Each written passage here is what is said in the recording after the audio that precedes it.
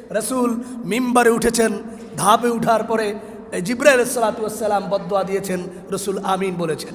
সাহাবীরা বললেন, ইয়া রাসূলুল্লাহ, কেন আপনি অভ্যাস বহির্ভূত আমিন শব্দ উচ্চারণ করেছেন?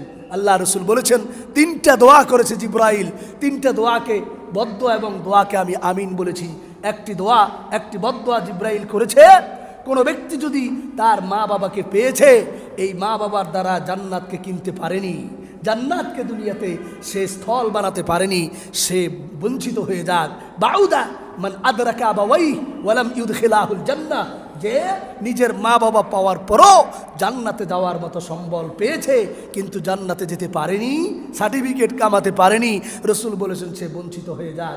আমি বলেছি আমিন। জিবরাইল বলেছে বঞ্চিত হোক, আমি বলেছি আমিন। সুতরাং খুব কঠোর অবস্থায় আল্লাহ পাক অবস্থান নিয়েছেন, মা বাবার সাথে কোনো সময় অন্যায় আচরণ করা যাবে না। যাবে? কথা বলেন, যাবে? কোনো কর্কশ ভাষায় কথা বলা যাবে না। আল্লাহ শিখিয়ে দিয়েছেন, এক নম্বর, ফালা তাকুল লাহুমা উফ, কোনোভাবেই উফ শব্দ উচ্চারণ করা যাবে না। দ্বিতীয় নম্বর, ওয়াকুল লাহুমা কওলান কারীমা, দ্বিতীয় নম্বর কথা হলো একেবারেই তাদের সাথে সহজ নম্র ভাষায় কথা বলবা। তৃতীয় নম্বর কথা হলো ওয়ালা তানহারহুমা, কোনোভাবেই তাদেরকে ধমকির সুরে কথা বলা যাবে না।